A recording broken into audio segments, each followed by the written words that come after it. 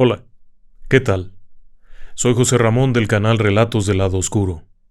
Y estoy aquí porque quiero celebrar y felicitar al canal Glenn Relatos de Terror, un colega que narra historias de suspenso, de horror, de una manera muy grata, muy interesante su trabajo.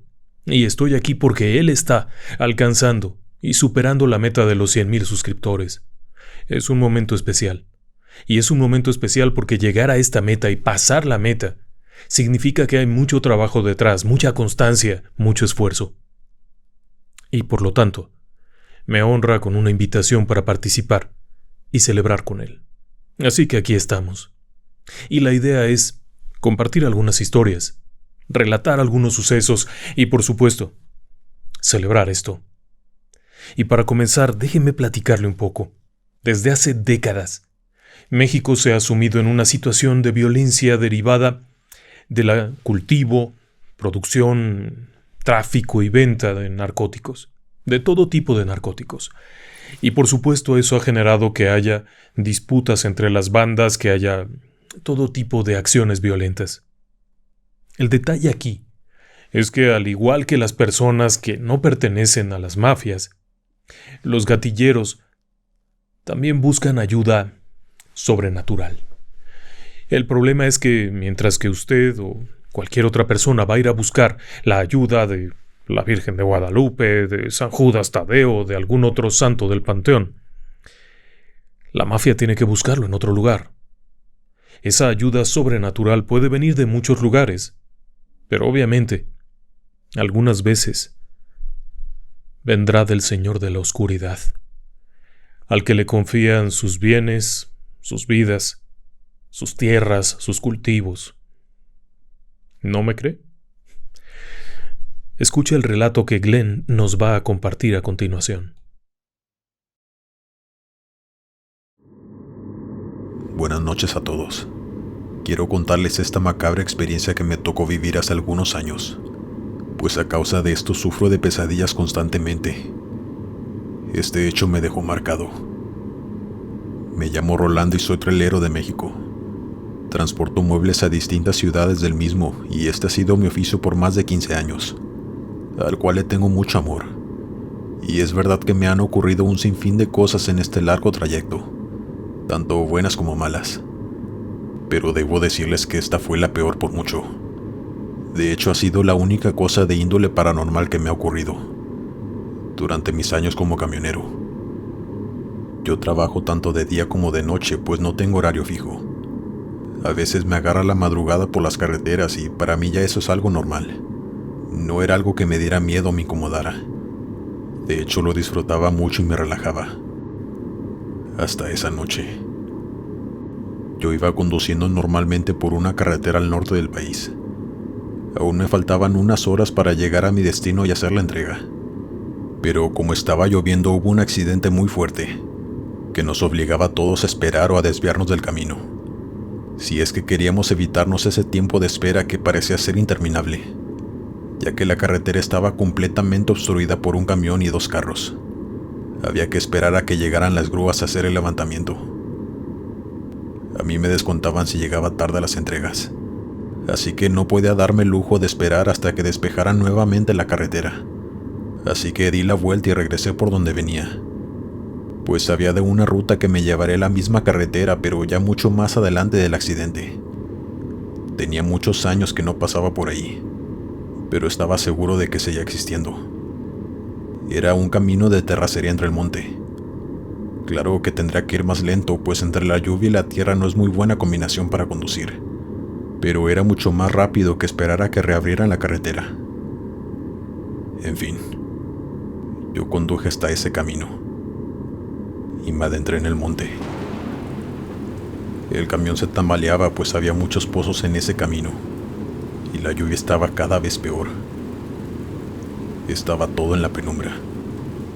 La zona solo se iluminaba por segundos cuando había algún relámpago, pero cuando no, únicamente podía ver lo que las luces de mi camión alumbraban. Nadie venía atrás de mí. Iba completamente solo por aquel desolado y oscuro monte. Pero lo peor estaba a punto de ocurrir.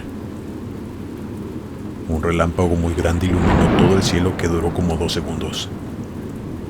Y en ese exacto momento, pude notar a una figura muy alta corriendo, en la misma dirección hacia donde iba yo, a tan solo unos cuantos metros, y me estaba observando.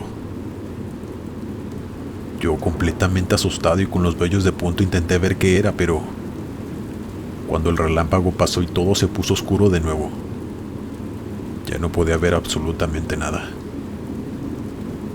Mi corazón latía tan rápido que sentía que se me salía del pecho.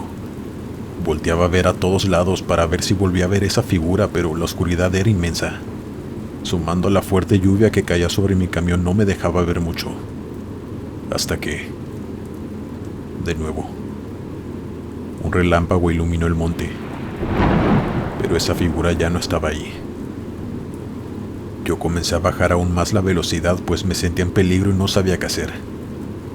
Cuando de pronto, en cuestión de segundos, esa cosa ya estaba enfrente de mi camión, parada en medio de ese desolado camino, estirando su cuello hacia enfrente como en estado de alerta, viéndome fijamente, en cierta forma, pues esta cosa no tenía ojos. Su cuerpo estaba cubierto por una larga capa negra. Lo único que podía notar era esa mirada tan oscura y esos orificios en donde debería ir la nariz. Era una cosa tan aterradora, que emanaba una energía tan negativa y oscura que no puedo explicarles.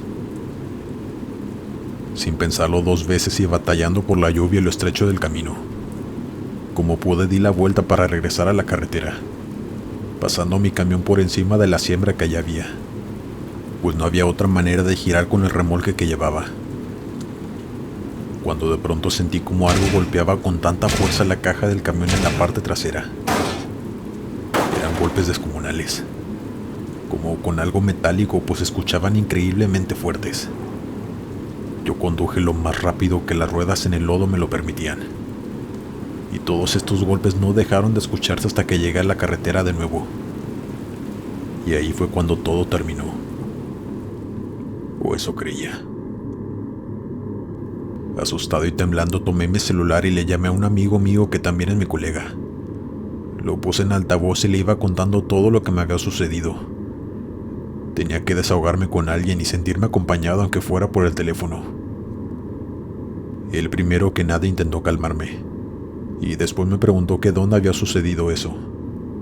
Y yo, por supuesto, le respondí con el nombre de aquella ruta. Él lo primero que me dijo fue: No, ¿por qué te fuiste por ahí? Yo le respondí: ya te lo conté, tenía que tomar un atajo por el accidente. Él me dijo muy enojado: esa zona está llena de siembra ilegal, le pertenece a tal bando delictivo y está protegida por la muerte. Ellos le hacen todo tipo de rituales y ofrendas para que les cuide sus siembras. Es muy peligroso ese lugar. Jamás vuelvas a irte por ahí, porque algo muy horrible podría sucederte. Yo estaba completamente sorprendido y asustado escuchando eso. Quise llorar, pero me aguanté hasta colgar con mi amigo.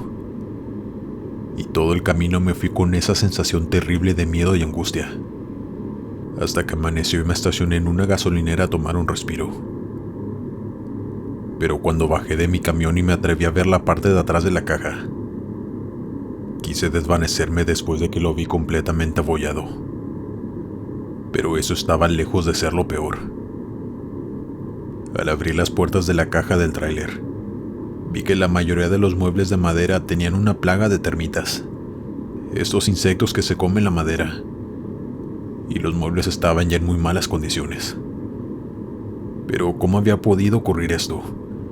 Si el camión estaba en perfecto estado y limpio cuando salí de mi destino, al igual que todos los muebles. La respuesta supongo que es obvia. Me metí en un lugar equivocado y estaba pagando las consecuencias. Sin embargo, eso fue lo que menos me preocupó los días siguientes, sino que varios días posteriores a este hecho yo tuve muchos mareos, también fiebre y dolores de estómago. pero sobre todo, una presión constante en mi pecho inexplicable. El doctor se extrañó mucho de que en los análisis no fue detectado ningún virus. No sabía qué era lo que me estaba provocando tanto malestar. Hasta que mi buen amigo, el mismo que me contó todo aquello esa noche por celular, me recomendó que fuera a la iglesia y que me pusiera agua bendita, pues con ningún medicamento pude curarme. Y en efecto, después de ir a la iglesia y rociarme con agua bendita, pude sanar. Aprendí mi lección. Yo seguí en mi oficio, pues nada haría que renunciar a él, pero ya nunca me metí por lugares donde no debía. Ya no salgo de la ruta indicada por ningún motivo, y todo ha estado muy tranquilo últimamente. Hasta aquí termina mi historia. Espero que les haya entretenido, que por lo menos todo eso que viví sirva de algo.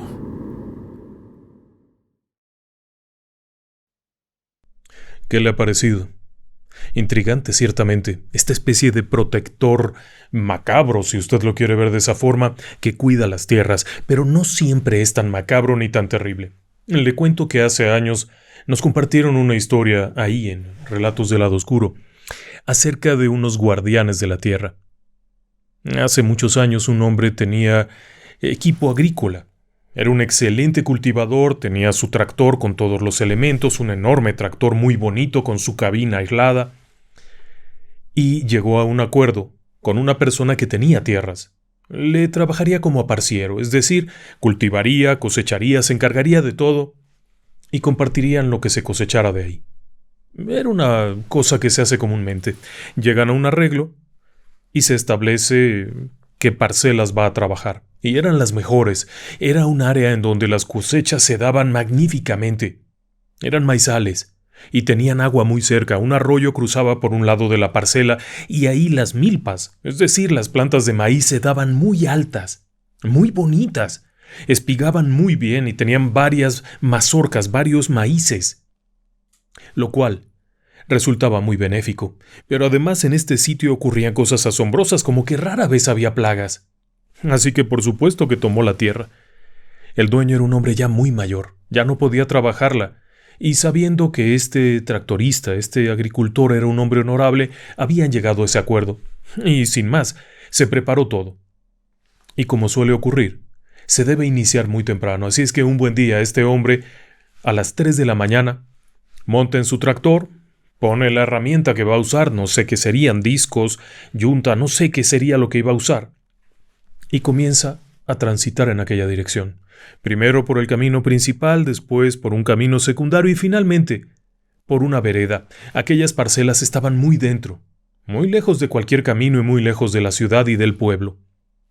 Cuando llega allá, el tractor lleva estas poderosas luces que iluminan todo muy bien. Y obviamente falta mucho para que amanezca. La idea es comenzar a trabajar muy temprano para que cuando llegue el mediodía ya esté muy avanzado el trabajo y no estar al rayo del sol todo el tiempo. Acomoda su enorme tractor, abre la puerta, baja y va a revisar con una linterna los límites que le habían indicado, dónde terminaba, dónde empezaba, etc. Localizar le llaman ellos las mojoneras, una especie de piedras marcadas. Va hasta allá, identifica la de una orilla y viene de regreso al tractor que está andando y tiene las luces prendidas. Y se percata que algo no está bien. Porque cuando observa un poco más, hay unos niños como jugando alrededor de su tractor. Como niños, pero son muy pequeños. 50, 60 centímetros, no son más y son muy vivarachos. Brincan, suben, jalan y de pronto escucha como uno brinca encima de la tapa metálica del motor y se oye el golpe en la lámina. Él se queda sorprendido, pero verdaderamente aún más cuando observa que un grupo de estas criaturas pasa justo frente a las luces del enorme tractor y es cuando puede darse cuenta que son unos seres extraños, no son niños, son otra cosa, es una cosa rarísima. Pero en este lugar tan lejos no hay ninguna posibilidad de pedir ayuda, y tratar de llegar al pueblo caminando le tomaría varias horas. ¿Y qué pasa si lo alcanzan? Así es que en un arranque simplemente decide alejarlos. Se agacha, toma una piedra y la lanza, y acto seguido toma otra piedra, la lanza, y finalmente toma una piedra más grande que golpea la lámina del tractor aquel, y hace mucho ruido, lo que provoca que aquellas criaturas corran en todas direcciones. Aprovecha el instante para a toda velocidad alcanzar su tractor, meterse a la cabina y ponerlo en marcha. Sin embargo, tampoco es un vehículo de carreras, por lo que, en lo que lo logra maniobrar para salir de aquella tierra, le comienza a caer una lluvia de piedras. Algunas eran pequeñas, pero otras eran muy grandes, al punto de que le despedazan los vidrios de un lado de la cabina. Aún así, logra salir de aquella tierra y se dirige inmediatamente hacia la casa del dueño, el hombre que le había compartido la tierra. Al llegar allá, aun cuando es de madrugada, golpea la puerta. Aquel hombre viejo se levanta cansado, medio desvelado, y pregunta qué ocurre. Le dice: ¿qué rayos ocurre? ¿Qué hay ahí en ese lugar? Me atacaron, son demonios, ¿qué cosa hay ahí? A lo que aquel hombre se agarra la cabeza y le dice: lo siento, perdóname, olvidé mencionarte. ¿Tienes dulce de algún tipo en tu casa? ¿Tienes alguna cosa dulce, algún guiso, algo? No tengo idea de qué me está hablando. Y un momento después comienza a explicarle: es que hace muchos años yo pedí protección a los duendes. Por supuesto, el tractorista que él se le queda viendo con cara de «¿Estás loco? ¿Qué te pasa?».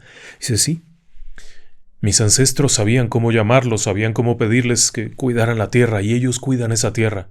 Antes di que saliste bien librado, porque no siempre son tan buenos. Si se enojan pueden ser muy malos, y no sería la primera vez que alguien no regresa de allá. Bueno, pero ¿qué es esto? ¿Y qué hago? Dice: no te preocupes, es muy simple. Ve a tu casa, pídele a tu mujer que te cocine algo dulce. Ve y ofréceselos. Si te fijas hacia el fondo, del lado derecho, cerca del río, hay ahí una ermita. Ve allá y pon allá los dulces. Dulce de calabaza, por ejemplo, les encanta, con mucho piloncillo y canela. Ok, muy bien. Total, este hombre no sabe si creer, si reírse, pero él mismo acaba de ver los vidrios rotos de su tractor, acaba de ver estas criaturas. Por supuesto, se espera que amanezca. La mujer le cocina aquello que le ha pedido, y no entiende la señora para qué quiere una cazuela de dulce de calabaza, que es algo muy típico, pues es un dulce para las personas, pero ¿para qué lo quiere? Una cazuela completa, eso se le van a caer los dientes. Total, no le explica más. Había otro detalle. Aquel anciano le preguntó si tendría una botella de aguardiente, o de tequila, de algo fuerte. Él dijo que sí, que en casa tenía por ahí alguna botella. Bien, llévala contigo, pero no te la tomes ni se las des todavía. Cuando termines toda la milpa, completa, ve y déjales la botella. Si se las das antes, se van a emborrachar y no te van a dejar trabajar y hasta te pueden lastimar. Así es que espérate. Cuando hayas terminado, la llevas. Y cada vez que vayas a trabajar allá, a hacer lo que sea que vayas a hacer, llévales algo. Aunque sea un pan de fiesta. Y ponlo allá. Y cuando te vayas, déjales algo, aunque sea una botella pequeña. Déjaselas allá. Aquel hombre así lo hizo. Llegó, puso la cazuela con la cosa aquella y comenzó a trabajar, y pudo trabajar muy bien. Cuando se retiró, bajó del tractor y puso la botellita de tequila o aguardiente y se retiró. Días después, que regresa para hacer otra labor, no sé qué haría, hace la misma faena, termina. Total, que cuando empieza a crecer la milpa, aquello es una cosa hermosa, aquello va creciendo, empieza a espigar hermoso, se llena de elotes, que es la mazorca. Todo se va llenando y no hay bichos. No tuvo que echar nada. Aquello se daba solo, y además nadie se robó el maíz. Cuando llegó el momento de la cosecha, repitió la faena. Preparó varios panes especiales, hechos con el propio maíz, debidamente azucarados y con una miel de piloncillo, y fue y los colocó allá. Trabajaron en la cosecha, recuperaron más elote para prepararlo en fresco que nunca. Era increíble cómo había salido tal cantidad. Como agradecimiento, unos días después fue y llevó otras cosas.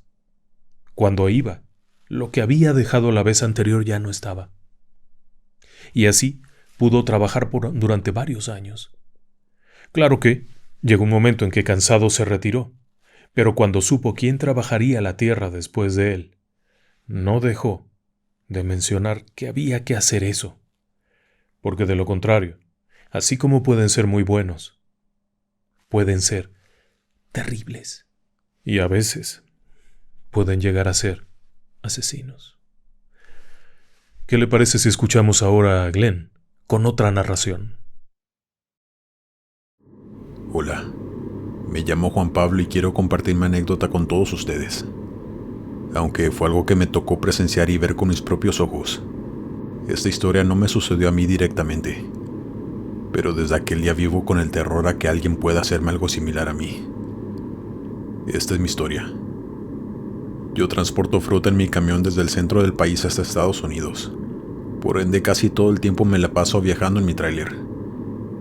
Ya llevo 8 años en este oficio, y aunque sí de repente uno se topa con algunas cosas fuera de lo común en las carreteras, esto superó por mucha cualquier cosa que haya podido ver. Esa noche la recuerdo perfectamente. Manejaba por una carretera muy angosta, así que iba muy lento por precaución ya que era de doble sentido. Estaba muy oscuro, pero de pronto miré a lo lejos una luz, que entre más me acercaba se iba haciendo más y más grande, hasta que por fin me acerqué a unos metros, y vi que se trataba de un carro que estaba en llamas. Enfrente de mí había un carro detenido, pues temía pasar al lado del carro y que aquello estallara. Yo marqué de inmediato emergencias, pero me dijeron que se demorarían por lo menos 1 hora en llegar hasta allí, puesto que en el tramo que estábamos estaba en medio de la nada, muy retirado de la ciudad más cercana y era lo que más podían hacer. El coche que estaba enfrente de mí se animó a rodear el carro en llamas y se retiró. Yo, sin embargo, no podía hacerlo, pues era más peligroso ya que yo manejaba un camión muy grande de doble remolque. No podía arriesgarme, así que decidí esperar. Pero en eso, veo como unas personas venían corriendo hacia mi camión. Se trataba de una familia. Era una señora, un señor y un niño de algunos 12 años a lo mucho. La señora venía llorando, así que supuse que eran los dueños del coche incendiado. Yo bajé la ventana y, en efecto, ellos me pidieron ayuda.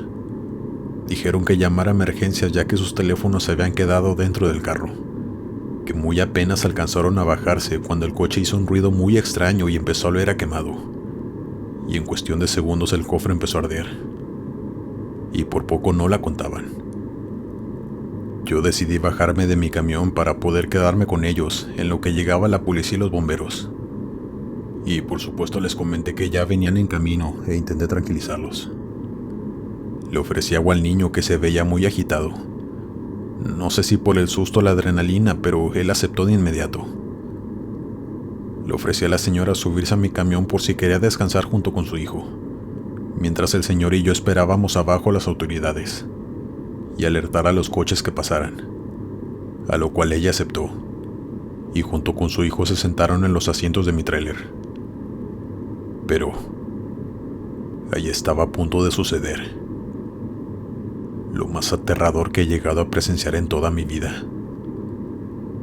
Yo estaba platicando con el señor, y él estaba a espaldas del coche incendiado. Por supuesto estábamos alejados del accidente, pero lo suficientemente cerca para ver lo que vi.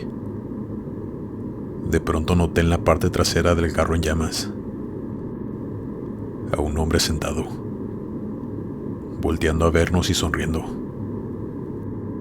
Era alguien que estaba completamente negro como una sombra, y lo único que resaltaba era su sonrisa macabra.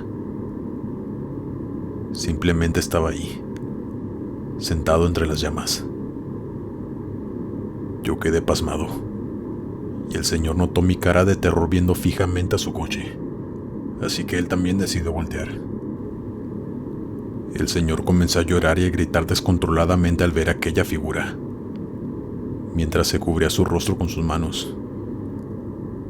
Yo salí del trance al escucharlo y verlo así. Le preguntaba que qué ocurría mientras tocaba su hombro, y él no podía hablar. Recuerdo haber volteado a ver a su esposa en mi tráiler, y ella lo veía llorando también y abrazando a su hijo. Yo tuve que volver a voltear a ver al carro para ver si lo que estaba viendo era real. Pero aquella figura ya no estaba. Yo seguía preguntándole a aquel pobre hombre que qué le sucedía, por qué de pronto había empezado a llorar así. Y él me respondió con sus ojos llorosos y su mirada desconcertada. Tú también lo viste, ¿verdad? Yo supe de inmediato a qué se refería, pero aún así le pregunté que a qué cosa se refería. Y él me respondió: a ese maldito que nos ve desde el carro. Mi ex esposa me advirtió que me haría brujería y que ese demonio no me dejaría en paz hasta acabar conmigo. Me lo dijo entre llanto y voz temblorosa, a lo que yo no sabía qué responderle. Me dejó sin palabras y no dije absolutamente nada. Únicamente le di un abrazo y le di palmadas en su espalda. Pobre de aquel hombre. Recuerdo aquello y me sigue dando el mismo sentimiento. Podía sentir su miedo por él, pero más que nada por su familia.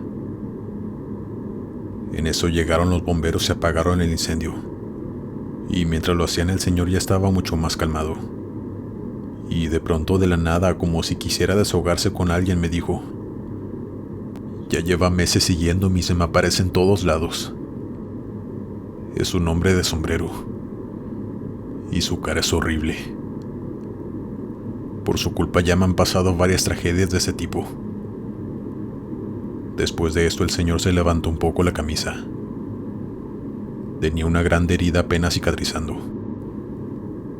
Me comentó que había tenido un accidente grave en el trabajo y que muchas cosas más de ese estilo le estaban sucediendo consecutivamente.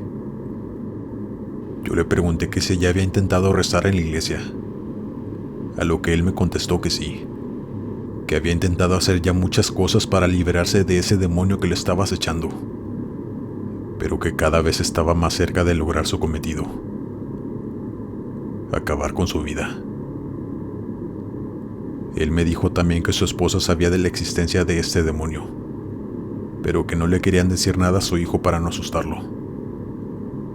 La verdad, ya no pude platicar más con él, porque después vinieron las autoridades a hacerle las preguntas de protocolo, y ellos se encargarían de llevarlos hasta la ciudad, así que ya no pude hacer nada más por ellos. Solamente le recomendé que siguiera yendo a la iglesia, que bendijera su casa y que siempre cargara con agua bendita y con alguna imagen de Dios para protegerse. Después de eso yo me tuve que retirar, y ya no supe nada más de ellos. De verdad espero que haya podido deshacerse de ese demonio, que lo venía siguiendo desde todo ese tiempo, y que se encuentre bien y en paz junto con su familia. Hoy solo me quedo pensando que debemos tener mucho cuidado con quienes nos relacionamos, pues por lo que él alcanzó a decirme, era su exesposa quien lo maldijo. Y me deja pensando que nadie estamos exentos de conocer a alguien así. Por favor, cuídense mucho y no confíen en cualquier persona.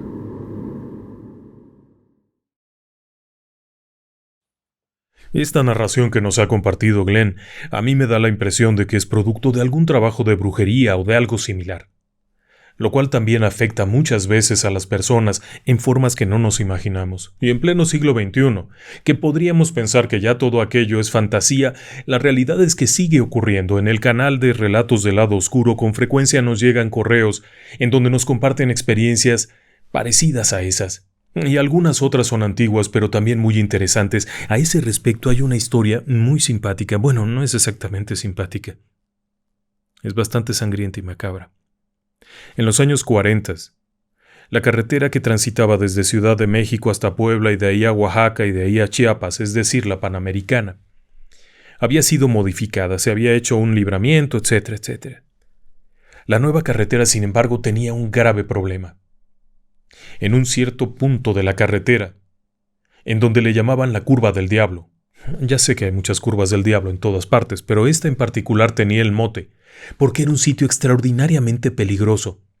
Y con frecuencia, vehículos caían hacia una barranca en donde encontraban la muerte sus ocupantes. Familias completas quedaron muertas allá abajo y pasaban días y días sin que nadie supiera que estaban ahí, ya que esa zona en particular donde ocurría esto era una zona de muchos árboles, muy frondosa.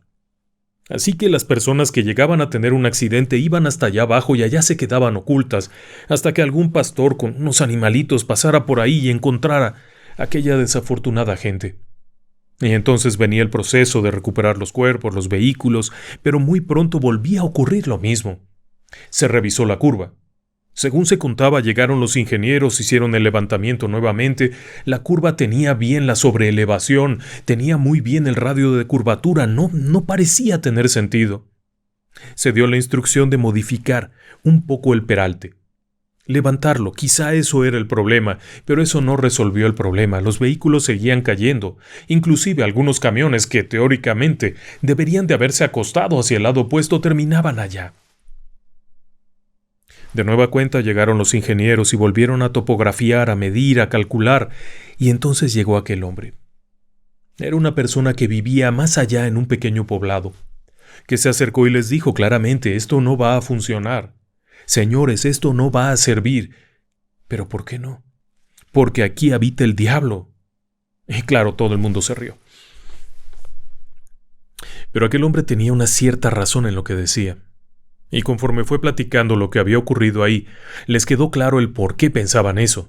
Y es que tradicionalmente en ese punto, justo por donde había cruzado el tajo de la curva, había vivido muchos años un brujo. Un hombre que se dedicaba a hacer trabajos de brujería. Todo el mundo sabía que ahí vivía. Tenía unos cuartos, se había hecho algo ahí y había una cueva a un lado en donde se supone que hacía los pactos. Cuando llegó la carretera, el tajo caía exactamente ahí, así es que lo desalojaron. Eso no era propiedad privada, no era nada. El tajo también cortó la caverna. Es decir, aquel corte en la ladera del monte acabó con la cueva en donde este hombre hacía sus cosas. Algo se habrá quedado allá adentro. El asunto está en que antes de irse maldijo a todos los trabajadores y aseguró que ese lugar siempre estaría maldito. Y parecía que era cierto.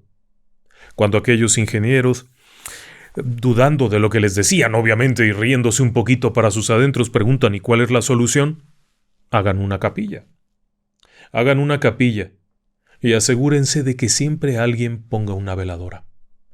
Y de preferencia, pongan a la Virgen de Guadalupe, la patrona de México. Y así lo hicieron. Y hasta los años 70 que se volvió a modificar ese pedazo de carretera no volvió a haber problemas.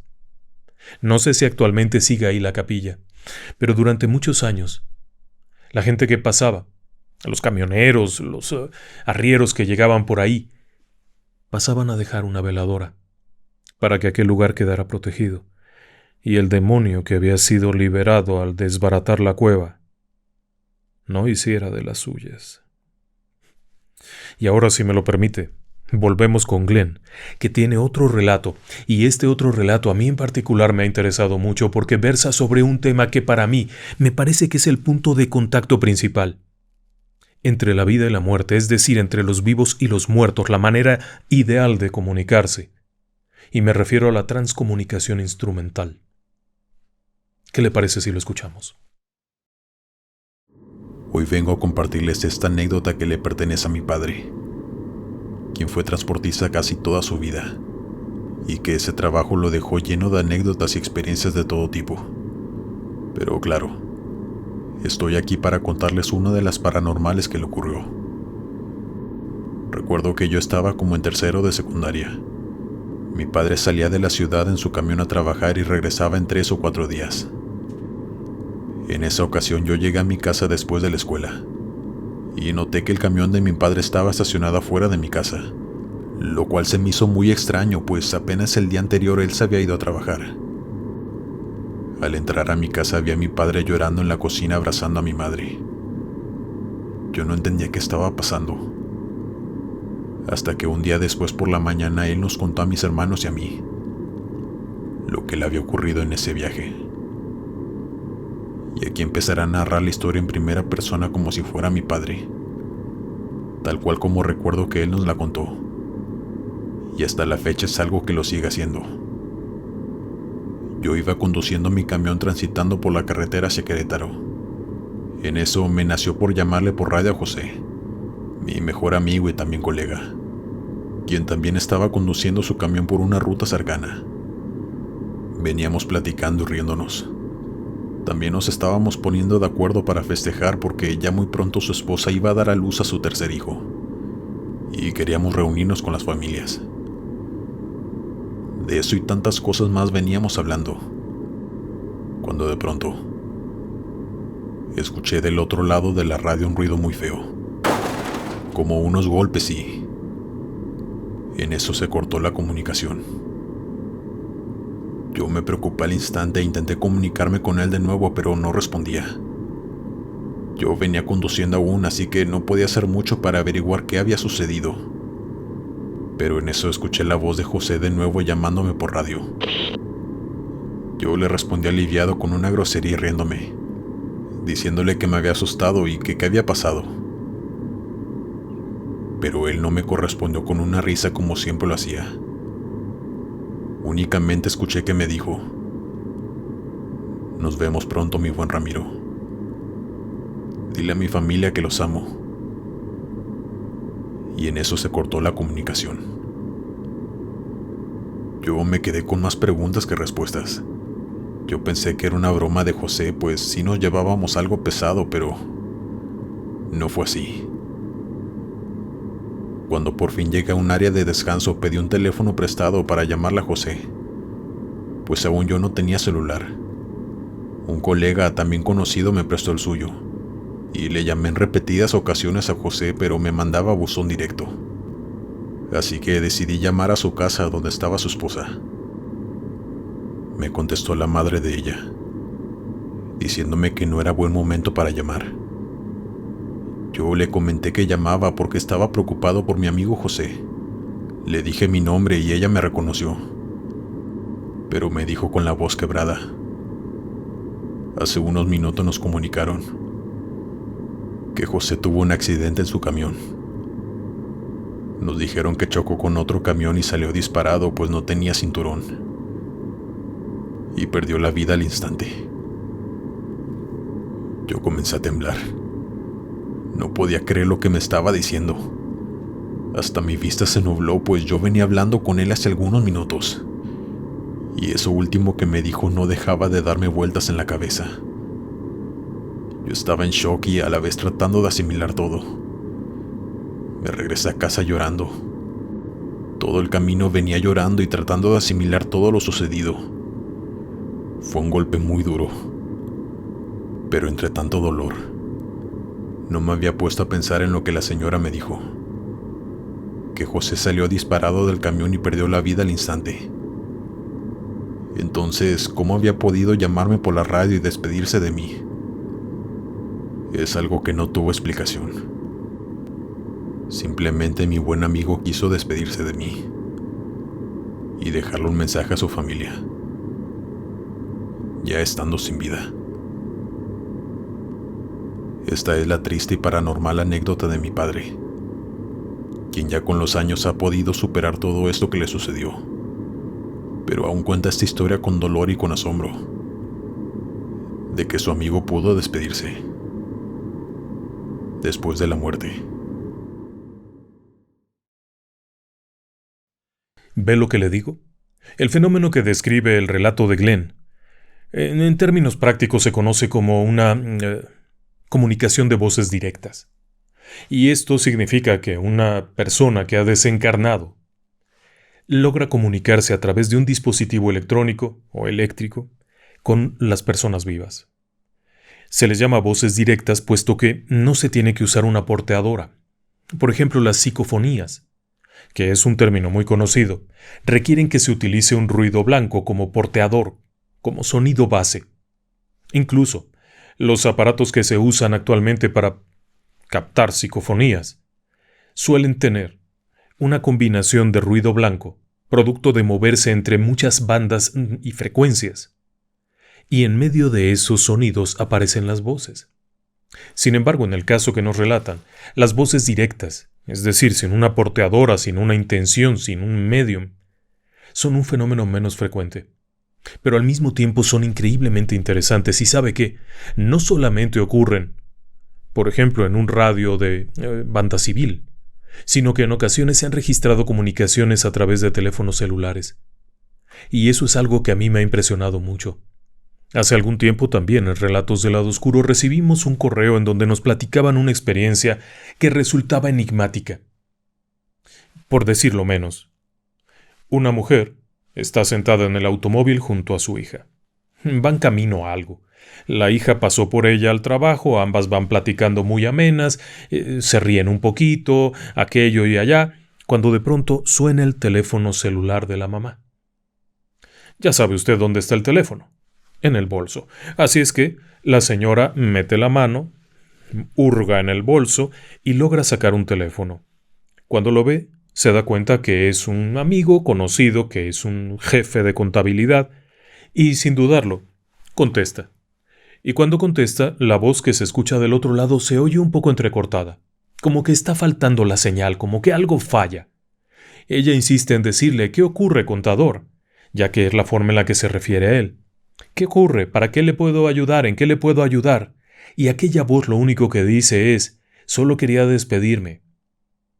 Y se corta la llamada, se corta, se oye estática. Ella dice: ¿por qué? Se va de vacaciones. Ah, pícaro. No me había dicho nada, me hubiera avisado y yo lo apoyo. Y no sé qué y no sé cuánto. Solo quiero despedirme. Cuídate mucho. Gracias por todo. ¡Pum! Se corta la llamada. Esta mujer se voltea a ver a la hija y le dice: hombre, qué llamada tan rara. La hija ha estado escuchando. Porque si se ha fijado usted, los teléfonos celulares suelen oírse lo que se habla. Y dice: ¿pero qué te quería decir? ¿Por qué se está despidiendo? ¿Por qué tanta solemnidad? Ay, no sé. Total, llegan a casa, están tomando un té, preparándose para ir a descansar cada uno a su habitación, cuando de pronto suena el teléfono nuevamente. La mujer toma el teléfono, lo acciona y contesta: sí, dígame, y resulta que es otro conocido que le está informando que el gran amigo, el contador, su jefe de toda la vida, aliado de negocios y demás, está muerto. Por supuesto que esta mujer no se lo cree, le dice: ¿cómo? ¿Cuándo ocurrió eso? Alrededor de las 3 de la tarde. Estaba internado, sufrió un ataque de no sé qué, de no sé cuánto y falleció a esa hora. Dice: no puede ser. Eso es imposible. A mí me acaba de llamar por teléfono cuando veníamos saliendo. Total, aquel hombre no le cree y dice: bueno, solamente te estoy avisando. Estás confundida y lo entiendo. Discúlpame. Pum. Cuando esta mujer va y le dice a la hija lo que ha ocurrido, la hija le dice: bueno, mamá, quizá nos equivocamos, quizá no era. Toma el teléfono y busca la llamada y efectivamente hay una llamada. A la hora en la que recibió la llamada eran las 7:00 de la noche. El hombre estaba muerto. Llevaba 4 horas muerto.